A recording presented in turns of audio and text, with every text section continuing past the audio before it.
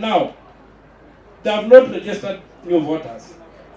And I'm saying the first way out of the hole is for us to begin marching those who have not registered as voters. Come Monday, we begin marching to our constituency headquarters and demand to be registered as voters. Yes. If they don't register as voters, we cause good trouble. Yes. Are we together? Yes. Because if we sit and do nothing, it will hurt us.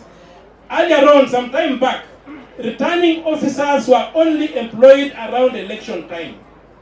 When the new constitution came into force, they employed returning officers on a permanent and pensionable basis, 290 of them, each one at each headquarters of a constituency, with the purpose that they must continue registering voters as required in the constitution without a break. Now, these people earn more than 200,000 shillings each. We have 290 of them. They have not registered a single voter since September 2022. What are they doing in the offices? So we must move forward and demand that we go out, and those who have not been registered as voters, go ahead and get registered. Those who want to shift their polling stations from point A to point B, do the same. We don't wait until that day when they come and say we have opened the voter registration for 2 months. Then there are too many people, they say some kids are not working, I don't know what is happening, we have to share. Then many people end up not being registered. So as young people, the first thing you must get registered. And I want to tell you why it's important to be a voter.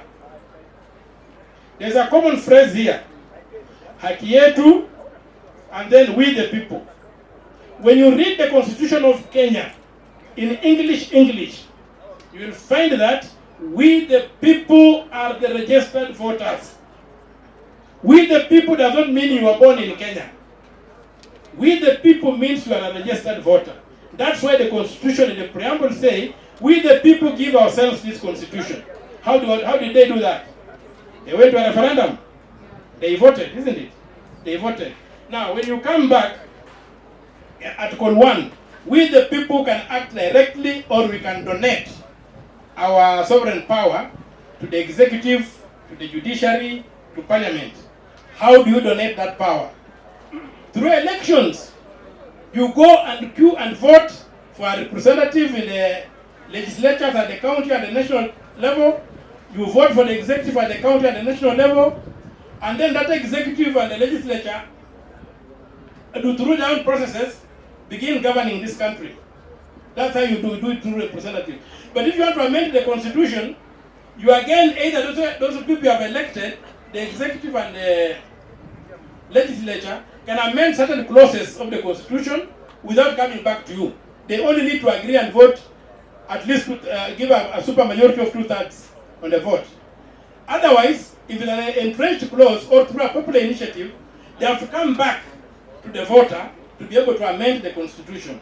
So if you are not a registered voter, you are not a Kenyan. Can you get that in?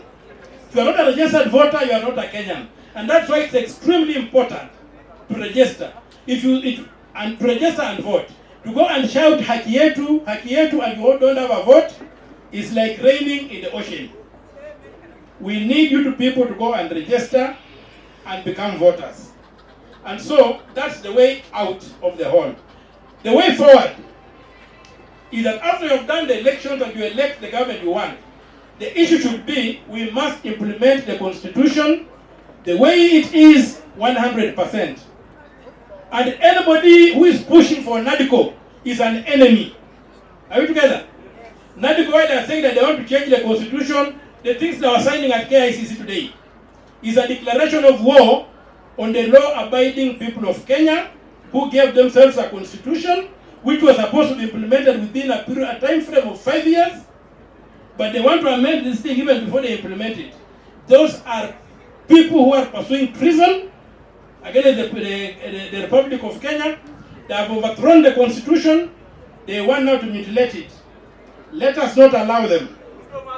And we must demand that the NADCO group, we thank God that now the battle lines are very clear. There are those who want to keep us oppressed, who are at the KICC today, and they have shown themselves. We have this group here within Uhuru Park who want to be free. And I've always said, Kenya is like a big prison where every 5 years the prisoners get a chance to choose who becomes the chief warden. And the war among the wardens can be very vicious. They fight very hard to see who becomes the chief warden. But all of them promise to improve the life within the prison. We shall spray the vermins, we shall allow you more food, we shall allow you more time in the sunshine, stuff like that. None of them says we are going to break the prison. None of them says we are going to emancipate you by creating policies that allow you to be the best you can be the way God created you. And now, whenever there's an attempt to break that prison, the game wardens forget their differences, however bitter they are. They come back together and say, we don't mind who is the chief warden. Let us close our ranks and ensure the prison remains intact. That is what happened on 25th of June, when the Gen Z marched and said, we don't want this prison, we want to break this prison. You saw the canons of the past came together, they circled their wagons, they forgot about huyu sijini the mganga, huyu sijini mwizi, huyu sijini. They forgot all that and said, we must come back together and hold the prison intact, otherwise all of us will lose our jobs as wardens. So that's what is happening. The lines have been made clear, and I'm requesting you as a people, anybody supporting NADCO must be destroyed from public life and really for private life. Are you ready? We must destroy NADCO and say the constitution the way it is must be implemented 100%. Then if it doesn't work, we can move to amend. You cannot have a big vehicle with a big engine, maybe 1,000 horsepower, but you have removed the wheels and you say this thing cannot move. Put back the wheels and see how that thing will move. So implement the constitution or nothing. But the war has been declared today. Mr. Raila Odinga and Mr. William Ruto have declared war on the future of this country. They want to take us back to the past. We say we are not going back to the past. We are going forward, and we are ready to take them on, Omundu Humundu, one-on-one, and we destroy them. Thank you very much. Viva, comrades, viva! Viva! Our good senator, just a follow-up question.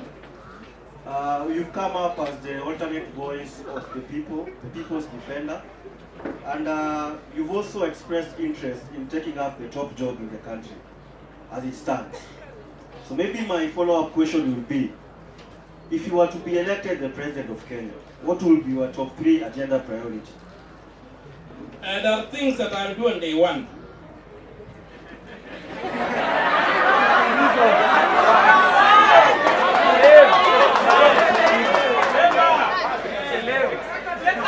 And they will change this country for the better.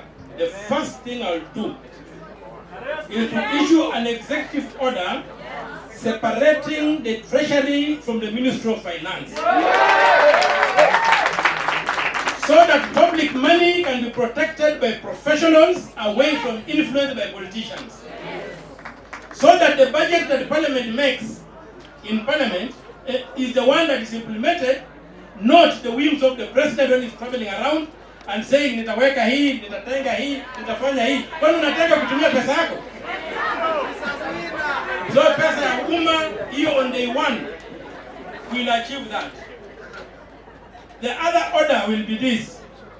Repayment of all debt will be suspended until we audit to find out what we owe and who and where.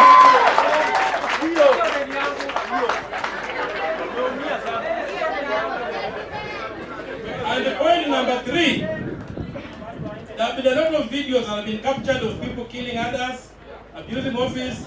The Gen Z demonstrations were well documented. And want all those policemen who are seen firing at the crowds and their commanders arrested and prosecuted. We need the law. So once we do that, then other things will follow. Because unless we have fiscal discipline, we will destroy the constitution. Because right now, the structure of this constitution is that the president should be begging parliament to allow him to do certain things. He wants to appoint people. The president says, the constitution says, take your names, give them to Parliament, let Parliament approve. You want to do a budget, you want to do project to execute a budget. Take your proposal of a budget, put it in Parliament, let Parliament pass the budget. When the budget is passed, let them give it to the control of budget and let the budget be implemented. That is supposed to be the way it is done. But it is not able, we are not able to do that because we failed to implement Article 225 Clause 1, which says Parliament shall establish the Treasury. We failed to take the Treasury away from the Minister of Finance. Now when the President appoints the Minister for Finance, he appoints for the PS of Finance, people who work at his pleasure. The President has control over the public purse. A purse which is supposed to be controlled by Parliament is now controlled by the President. And that's why you see he's able to buy MPs. An MP, you went on a campaign train, you promised the people when you elect me, I'm going to fight very hard and make sure that water is brought to your area. You go to Parliament, you find it is not in Parliament where water is brought to your area. You have to go and kneel before the President to get water to your area.